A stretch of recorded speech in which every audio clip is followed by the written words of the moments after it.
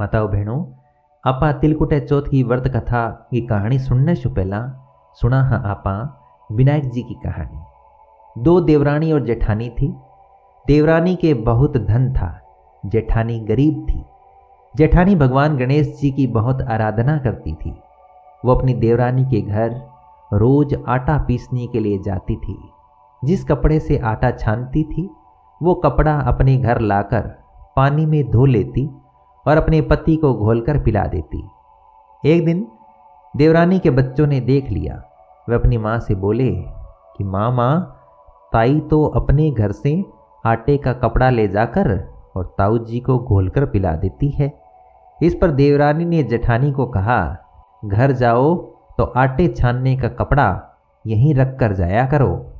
जेठानी गरीब तो थी ही, उसने वैसा ही किया। घर गई तो उसका पति बोला, मुझे चूर्ण घोलकर पिला दो।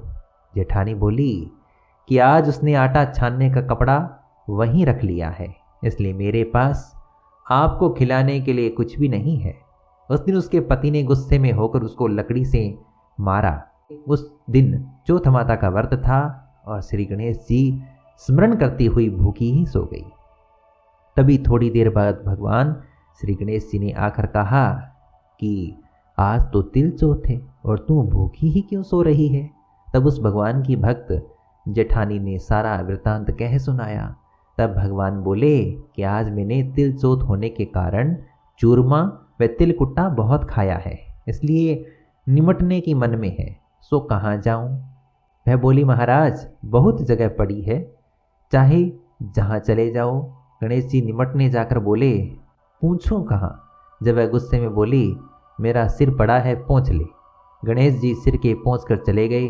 थोड़ी देर में जब उसने उठकर देखा तो सारा घर हीरे मोती से जगमगा रहा था। सारा सिर भी सोने की आभा से चमक रहा था। धन को बटोरने में देर हो गई, इसलिए देवरानी के नहीं जा सकी और देवरानी ने अपने बच्चों को ताई के घर देखने के लिए भेजा। तो ताई क्यों नहीं आई? बच्चों ने आकर देखा तो वहाँ भगवान की कृपा से हीरे मोती का ढेर लगा था। तब बच्चों ने आकर अपनी माता से कहा, माँ, ताई के तो बहुत धन हो गया है। देवरानी भागी भागी अपनी जेठानी के पास आई और पूछा कि इतना धन कैसे हुआ। भोली भाली जेठानी ने सारी घटना सच सच बता दी। इतनी सुनकर देवरानी अपने घर आई और अपने पति से बोली कि मुझे लकड़ी से मारो। जेठानी को जेठ जी ने उसे बहुत मारा, इसलिए उसके बहुत धन हो गया। उसका पति बोला, तू धन की भूखी क्यों मर रही है, क्यों मार खाती है? लेकिन वो नहीं मानी और बहुत मार खाकर अपनी मकान को खाली करके श्री गणेश जी का स्मरण करके सो गई। गणेश जी महाराज आई और कहने लगे, फालतू में मार खाने वाली, उठ और मुझे बता कि मैं कहाँ निमटने जाऊं। तो वो बोली कि मेरी जेठानी जी के तो छोटा सा मकान था और मेरे तो बहुत बड़ा मकान है, जहाँ इच्छा हो वहीं चले जाओ। गणेश जी ने जब पूछने के लिए पूछा तो उसने वैसे ही कहा कि मेरे सिर पर पूछ दो। तो गणेश जी सिर पर पूछ कर चले गए। थोड़ी देर में उसने उठकर देखा तो सारा घर सड़ रहा था, बदबू आ रही थी। तब वो बोली, हे गणेश जी महाराज, आपने मेरे साथ तो छल कपट किया है। जेठानी को तो धन और वैभव दिया और मुझे कूड़ा दिया। श्री गौरी पुत्र गणेश आए और बोले कि तूने धन की भूखी मार खाई और उसने धैर्य की भूखी मार खाई। देवरानी बोली, मुझे क्षमा करो महाराज, मुझे तो धन नहीं चाहिए, आप अपना समेटा समेटो। देवरानी ने आधा धन जेठानी को दे दिया, लेकिन एक सुई नहीं दी। तब भगवान बोले कि वो एक सुई भी जेठानी को दे। भगवान ने अपनी माया समेटी। रिद्धि सिद्धि के दाता, हे गणेश जी महाराज, जैसा आपने देवरानी के साथ किया वैसा किसी के साथ मत करना। जैसा जेठानी के साथ किया वैसा सभी के साथ करना। कहने सुनने हुंकारा भरने वाले की मनोकामना पूर्ण करना। बोलो गणेश जी महाराज और चौथ माता की जय। तो माताओं बहनों, अब आपा सुना हाँ चौथ माता की कहानी। माताओं बहनों, एक बार माता गौरा जी ने श्री गणेश जी से पूछा, हे पुत्र, माघ बदी चौथ यानी कि तिल चौथ के व्रत का विधि विधान क्या है? इस चौथ का नाम तिल चौथ क्यों हुआ?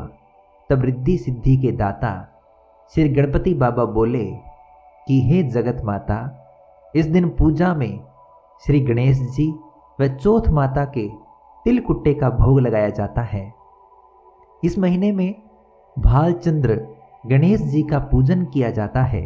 पूजा की विधि हर पूजा के समान ही होती है, लेकिन इसमें तिलकुटा रखा जाता है। ताओ माताओं बहनों, आपा सुना हाँ कहानी।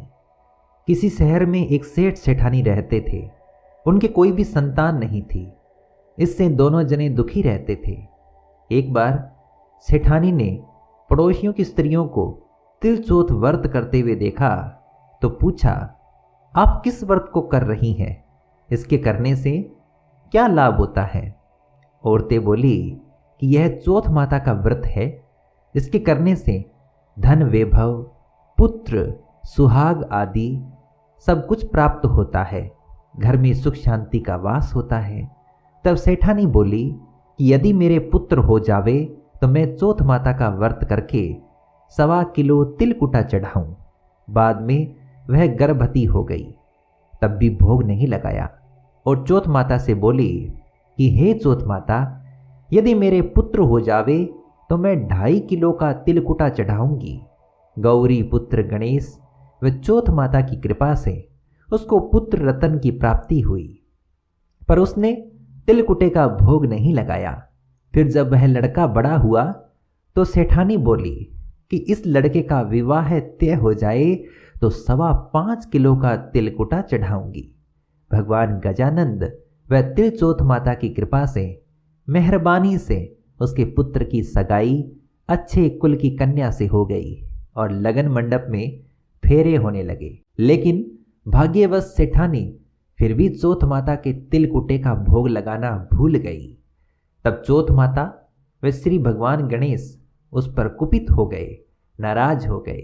अभी फेरों के वक्त में 3 ही फेरे हुए थे कि चौथ माता अपना कोप दिखाती हुई आई और दूल्हे राजा का अपहरण करके ले गई और गांव के बाहर पीपल के पेड़ पर छिवा दिया, यानी बांध दिया। जब लोग अचंभे में रह गए कि एकाएक दूल्हा कहाँ चला गया।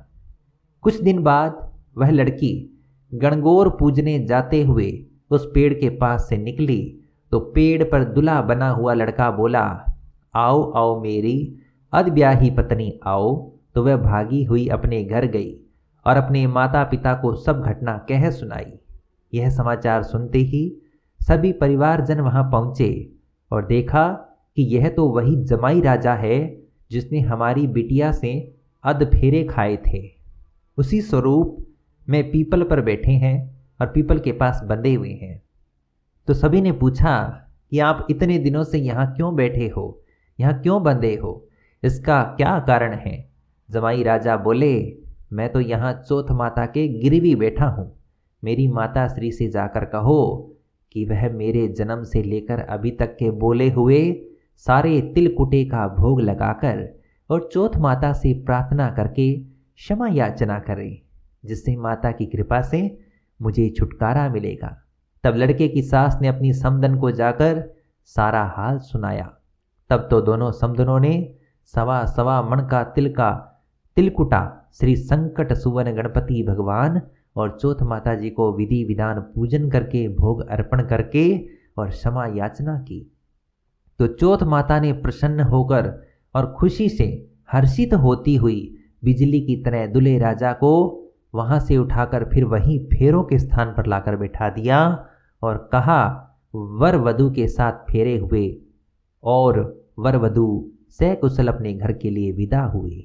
चौथ माता की कृपा से दोनों परिवारों में सभी तरह से अमन चैन और खुशहाली हुई। हे चौथ माता, जैसा उस लड़के के साथ हुआ वैसा किसी के साथ न हो और कोई भी नर नारी भगवान के प्रसाद को चढ़ाना कभी न भूले। बोलो श्री गणेश भगवान और तिल चौथ माता की जय।